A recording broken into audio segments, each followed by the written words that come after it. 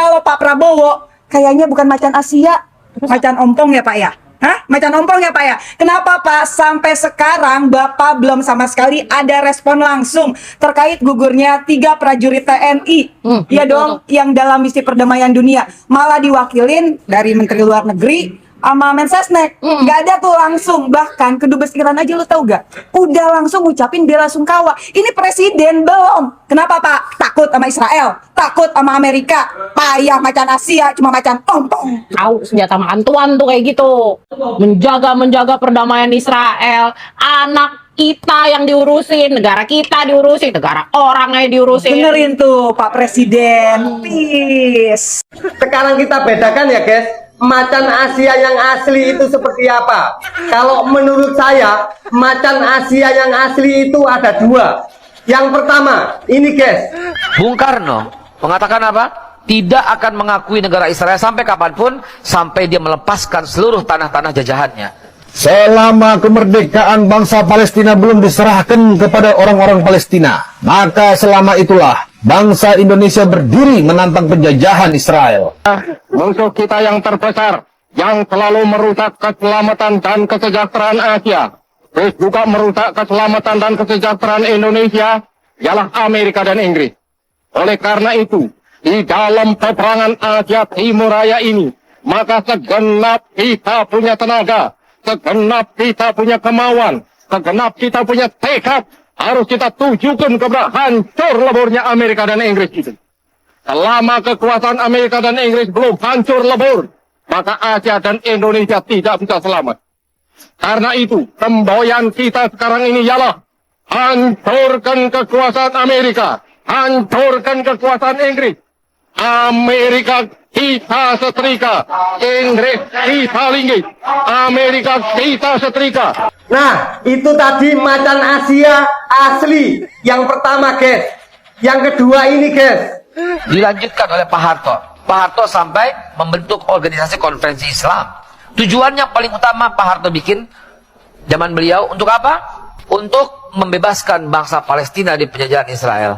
Bagi kita dalam tetap mempunyai pendirian untuk mendukung perjuangan daripada Palestina maupun juga negara-negara Islam yang punya pertentangan dengan atau perselisihan dengan Israel tersebut, di antara lain negara-negara yang masih wilayahnya dikuasai oleh Israel.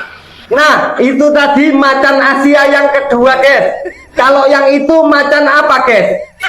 Hei maling-maling, hei koruptor-koruptor, hai kaum munafikun, hai antek-antek asing, Prabowo Gibran bersama rakyat Indonesia. Apalagi kau bela-bela antek asing. Kakak. Lu tahu nggak? Prajurit kita 3 orang meninggal di Lebanon. Oh, yang itu, yang dalam misi perdamaian. Perdamaian. Oh, kenapa emang? Pak Presiden kita kemana ya? Kok nggak ngucapin? Oh, presiden kita lagi di bantaran rel kereta api kawasan Senen. Ngapain Kak? Lalu pakai nanyain gitu, lu tanya-tanyain. Kalau urusan begitu, presiden kita gercep.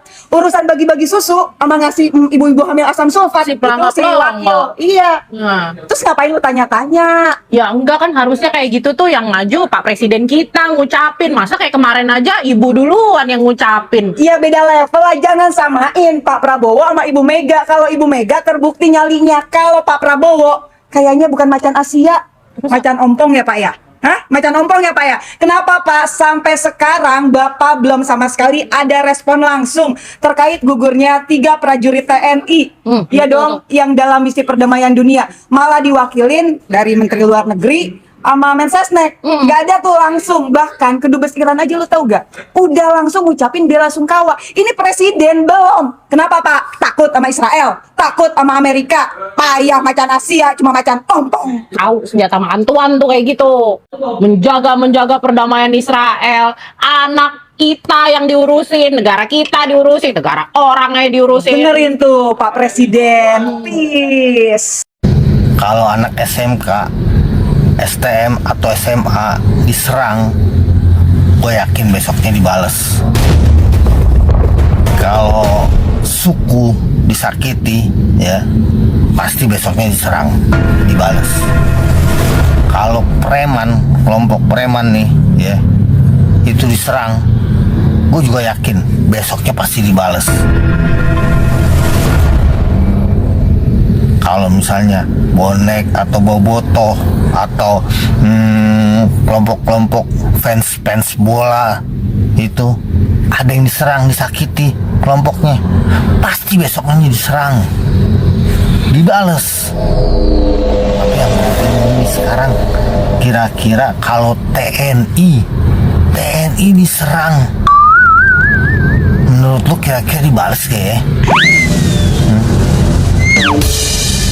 Tapi bukan sama rakyat sendiri ya musuhnya. Kalau misalnya diserang sama rakyat sendiri, yakin gue dibales besoknya pasti, ya kan? Cuman kalau yang nyerang ini negara lain, kira-kira dibales enggak? Itu loh, itu yang lagi jadi pertanyaan gue. Apa tanya Pak Prabowo dulu kali ya? Soalnya itu kan temennya Pak Prabowo di BOP. Meninggal diserang Israel. Ini bukan gosip, ini kenyataan. Kenapa ini terjadi? Karena kebijakan Prabowo. Indonesia di bawah dia mengambil satu kubu di BOP dengan Israel, mengambil pihak yang salah di tengah konflik yang bukan urusan kita. Kebijakan luar negeri yang picik, sombong dan nekat ini seperti sengaja membawa Indonesia ke jurang bunuh diri. Ini bukan kecelakaan, ini akibat kebijakan bunuh diri. Darah pahlawan kita mengalir sia-sia demi pencitraan satu orang. Jangan biarin kebijakan ini terus bawa Indonesia mati konyol. Cabut kegilaan ini, atau besok giliran anak kita yang pulang dalam peti. Tolol namanya, goblok, gua tunggu. Dampak namanya lu manusia lu. Otak kagak pakai. Gara-gara kedekatannya Prabowo tuh dengan Donald Bebek, negara kita mayoritas muslim terbesar di dunia, bukan belain saudara sendiri, malah bela kalian jadi pengkhianat, jadi penjilat. Ngomong-ngomong negara lu udah damai belum? Rakyat lu udah damai belum? Udah makmur belum? Rakyat dalam kemiskinan lu bantu negara kaya. Tolol namanya, goblok, gua tunggu. Dampak namanya lu manusia lu. Otak kagak pakai. 3 orang tentara Indonesia yang gugur karena diserang oleh Israel. Apakah Presiden Prabowo hanya bisa mengecam? Kami rakyat Indonesia menginginkan supaya tentara Indonesia membalas, nyawa dibalas dengan nyawa. Nggak ada gunanya cuma mengecam dan kutukan tanpa ada serangan balasan. Paling kecaman dan kutukan tersebut dibalas Israel dengan senyuman. Katanya negara lain takut dan segan dengan tentara kita. Yang konon katanya tentara kita itu sangat ditakuti oleh negara luar. Ini sudah jelas penghinaan untuk Garuda. Seharusnya ambil tindakan tegas. Jangan korbankan prajuritmu, wahai Kakanda. Belum tentu suatu saat nanti itu bisa terjadi pada dirimu. Mau berapa lagi harus mati sia-sia diserang Israel? Kenapa diam? Apa karena sudah terikat melindungi Israel? Entahlah. TNI yang cerdas balas kematian. Kita punya senjata. Buat apa tiap hari dipikul, dibebani popor, senapan, kalau cuma buat pajangan? Menunggu kita didor sama Zionis. Zionis itu nggak bisa diajak damai. Senjatalah yang harus bicara. Banyak sekali yang positif ya, karena juga kita dianggap realistis, kita dianggap seimbang. Saya juga terang-terangan mengatakan perdamaian hanya bisa datang kalau semua orang mengakui, menghormati dan menjamin keamanannya Israel. Israel pun harus dijamin keamanannya, baru kita bisa dapat perdamaian. Terus terang saja, saya sebenarnya kasihan melihat rakyat Indonesia. Kenapa, Pak? Karena mereka punya negara tidak jelas. Maksud Bapak apa? Mau kita bilang negara Islam juga tidak mungkin. Mau kita bilang negara kafir juga bukan. Kalau kita bilang negara Islam, jelas-jelas tidak mungkin. Terus menurut Bapak apa? Karena penindasan, kezaliman, dan kemaksiatan itu terjadi di mana-mana. Masa negara Islam seperti itu? Kemudian kalau kita katakan negara kafir, juga bukan. Jadi Indonesia ini sebenarnya negara apa? Terus menurut Bapak apa? Negara jadi-jadian. Tidak mungkin itu, Pak. Bapak belum tahu sejarah negara Indonesia. Tolong lihat itu, Pak. Musuh kita yang terbesar, yang selalu merusak keselamatan dan kesejahteraan Asia, terus juga merusak keselamatan dan kesejahteraan Indonesia, ialah Amerika dan Inggris. Oleh karena itu, di dalam peperangan Asia Timur Raya ini, maka segenap kita punya tenaga, segenap kita punya kemauan, segenap kita punya tekad, harus kita tujukan kepada hancur leburnya Amerika dan Inggris itu. Selama kekuasaan Amerika dan Inggris belum hancur lebur, maka Asia dan Indonesia tidak bisa selamat. Karena itu, semboyan kita sekarang ini ialah hancurkan kekuasaan Amerika, hancurkan kekuasaan Inggris. Amerika kita setrika, Inggris kita linggis, Amerika kita setrika. Bagi kita dalam tetap mempunyai pendirian untuk mendukung perjuangan daripada Palestina maupun juga negara-negara Islam yang punya pertentangan dengan atau perselisihan dengan Israel tersebut, di antara lain negara-negara yang masih wilayahnya dikuasai oleh Israel. Bapak sudah tahu itu tadi macan Asia. Permisi, Pak, kalau menurut Bapak gimana? Karenanya kalau ada yang kemudian menafsirkan bahwa urusan Palestina itu bukan urusan Indonesia, ya berarti belajar sejarahnya belum jauh, tekniknya belum jauh gitu. Karena Bung Karno lah yang memberikan tafsir amali, tafsir yang operasional tentang bagaimana memahami sikap Indonesia yang dirujukan pada konstitusi bukan undang-undang dasar. Tahun 50 itu Israel mengirimkan pengakuan terhadap kemerdekaan Indonesia. Bung Karno menerima? Ditolak. Bung Karno menolak pengakuan Israel terhadap kemerdekaan Indonesia. Mengapa? Karena kalau Indonesia menerima pengakuan Israel, maka resiprokalnya, timbal baliknya Indonesia harus mengakui kemerdekaan Israel. Bung Karno tidak mau. Bung Karno mengatakan apa? Tidak akan mengakui negara Israel sampai kapanpun, sampai dia melepaskan seluruh tanah-tanah jajahannya. Dilanjutkan oleh Pak Harto. Pak Harto sampai membentuk organisasi konferensi Islam. Tujuan yang paling utama Pak Harto bikin zaman beliau untuk apa? Untuk membebaskan bangsa Palestina di penjajahan Israel. Kita semuanya tahu bahwasanya salah satu pendukung utama kemerdekaan Republik Indonesia adalah Palestina. Bahkan sebelum proklamasi kemerdekaan Indonesia diproklamirkan pada tanggal 6 September 1944. Ingat, ini kan kita belum merdeka. Menjadi momen yang sangat penting bagi Palestina dan Indonesia. Saat itu Palestina telah mengakui Indonesia sebagai negara merdeka secara de facto. Artinya ini harus ada di kepala dulu. Two state solution ini bukan solusi, tapi dia adalah sebuah cara untuk melegitimasi penjajahan di dunia modern yang jelas-jelas sudah jelas membunuh orang. Oke, sekarang kita bahas tentang pernyataan. Kalau Indonesia sudah dari dulu dalam setiap forum mengatakan bahwa satu-satunya solusi adalah two state solutions. Itu bukan satu-satunya solusi, itu sumber masalah. Itu sumber masalah, Pak. Sumber masalahnya adalah ada orang yang sudah ada di situ, ada orang lain datang. Gitu loh maksudnya, itu sumber masalahnya. Jadi itu bukan solusi. Lalu kemudian dibilang lagi, kalau andaikan Israel mau mengakui Palestina, Palestina juga nanti akan mengakui Israel, kita juga harus mengakui Israel karena mereka negara berdaulat. Kita mengakui, kita menjamin keamanan, kita menjamin hak-hak mereka. Hak mana? Kita mau menjamin apa nih? Penjajah nih, entitas penjajah mau kita jamin nih. Kita mau menjamin apa? Kita mau mengakui apa? Entitas mana yang harus kita akui? Entitas orang bunuhin orang lain terus kemudian dia bisa walk tanpa terus kemudian ada konsekuensi? Apakah kemudian kita mau terima ada orang-orang mati dibunuhin 50.000, itu pun baru di 2 tahun ini aja. Dan entah berapa yang sudah terus kemudian beneran mati. Lalu kita bilang, kita harus melindungi orang-orang ini. Ini gila, tau nggak sih? Entah bagaimana logika berpikir dari pemimpin kita ini. Kita diminta untuk memberikan jaminan keamanan kepada orang-orang Zionis Yahudi yang sudah jelas-jelas mereka adalah orang-orang jahat, orang-orang yang sudah membantai saudara-saudara kita di bumi Palestina. Ibaratnya kita diminta untuk memberikan jaminan keamanan kepada para perampok, kepada para pencuri, kepada koruptor, kepada orang-orang yang sudah berbuat zalim kepada banyak manusia. Tentu ini merupakan logika yang sama sekali tidak masuk akal bagi orang-orang yang mempunyai akal sehat.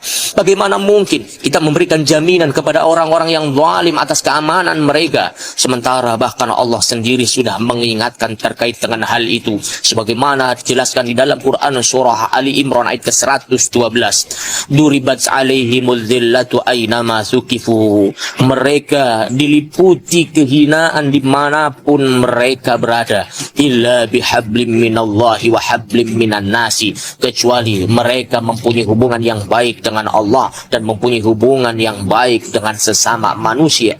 Indonesia gabung Board of Peace. Presiden Prabowo bilang kalau penderitaan rakyat Gaza sudah berkurang setelah Indonesia bergabung dengan Board of Peace. Presiden juga siap mengakui Israel dan membuka hubungan diplomatik bersama Israel. Mantap Pak. Pertanyaannya sekarang, berkurang menurut siapa? Karena Gaza hari ini bom masih jatuh, roket-roket masih menyerang, anak-anak masih banyak yang meninggal. Israel sampai hari ini masih menyerang Gaza, padahal mereka sudah masuk Board of Peace yang katanya Dewan Perdamaian. Ironis ya, perdamaian hanya di atas kertas, tapi di lapangan kematian tetap berjalan. Dan Indonesia ikut masuk ke dalamnya. Presiden Prabowo menjual wajah Indonesia sebagai bunker moral dalam transaksi yang bernama Board of Peace. Belum pernah ada presiden yang senaif ini. Penolakan terhadap realitas, ketakutan dan paranoia, ketidakmampuan untuk melihat situasi yang nyata karena terlalu fokus untuk melindungi diri sendiri. Kabar buruknya, ternyata negeriku pro-Zionis. Kabar baiknya, hisab Allah itu masing-masing. Mungkin aku bukan orang yang suci tanpa dosa, tapi setidaknya aku tidak pernah berhenti belajar untuk terus bersuara tentang Palestina. Karena kelak, kita akan dihisab atas apa yang kita lakukan dan kepada siapa kita memilih untuk berpihak. Slow aja, pahala itu urusan Allah. Tapi mencegah kemungkaran itu urusan kita. Aku hanya mengingatkan engkau, wahai pemimpinku. Ada di antara orang Indonesia yang mendukung Israel. Ada di antara orang Indonesia yang mendukung Israel. Kalian pengkhianat Indonesia. Karena Indonesia ini merdeka, salah satunya adalah berkat pengakuan Palestina. Doa orang Palestina. Apalagi kau bela-bela. Apalagi kau bela-bela. Anting-anting.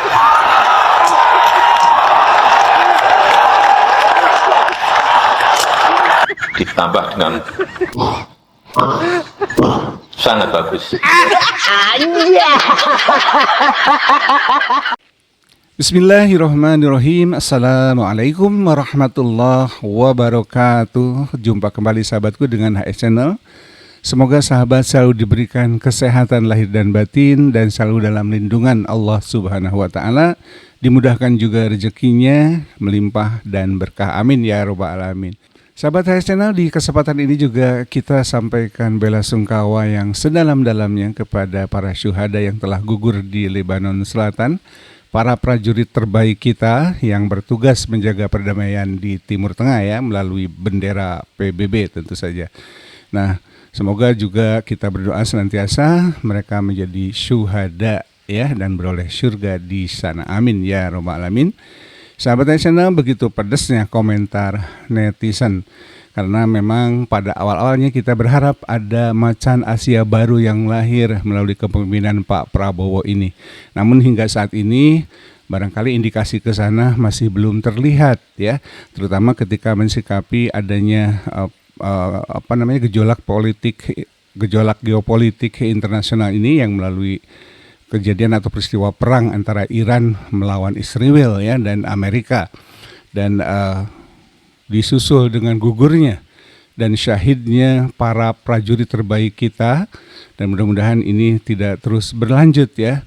Tapi saya menunggu juga sama-sama dengan netizen mungkin menunggu juga bahwa sampai hingga saat ini ketika konten ini dibuat saya belum menemukan adanya pernyataan secara langsung dari Presiden Prabowo. Saya belum menemukan begitu ya, dan tentu saja ini secara pribadi sangat mengecewakan. Tentu saya juga melihat bahwa ada pada posisi dilematis bagi Indonesia ya, bagi Pak Prabowo. Kenapa demikian? Karena kita tahu Israel itu bagian dari BOP dan artinya itu temannya temannya Pak Prabowo gitu ya. Dan apa yang terjadi, prajurit terbaik kita itu diserang oleh temannya sendiri dalam tanda kutip tentu saja ya. Dan mudah-mudahan ini menjadi sebuah pemicu yang positif bagi beliau untuk segera keluar saja dari BOP, karena ternyata mereka berkhianat ya. Mereka berkhianat dan memang ya kaum Zionis ini memang kumpulan dari para pengkhianat dan pembantai penjajah begitu ya. Sahabat channel, memang walaupun pedas dan pahit, tentu ini merupakan sebuah dukungan kepada Presiden Prabowo untuk segera mengambil sikap yang tegas terhadap kaum Zionis. Jangan sampai korban terus berjatuhan dan kita mengambil sebuah posisi yang lebih jelas dalam mendukung kemerdekaan Palestina. Seperti para pendahulunya ya, yaitu Bapak Presiden Soekarno dan Bapak Presiden Soeharto yang juga mantan mertuanya. Demikian sahabat, semoga ini bermanfaat dan kita berdoa agar TNI kita yang bertugas di sana selalu dilindungi oleh Allah Subhanahu wa taala dan diberi kekuatan, ketabahan serta diberi kemenangan tentu saja. Amin ya rabbal alamin. Terima kasih sudah menyimak, terima kasih sudah menonton dan sudah subscribe. Jangan lupa selalu jaga akal waras kita. Aku qouli hadza wa astaghfirullah li wa lakum. Wassalamualaikum warahmatullahi wabarakatuh. Merdeka!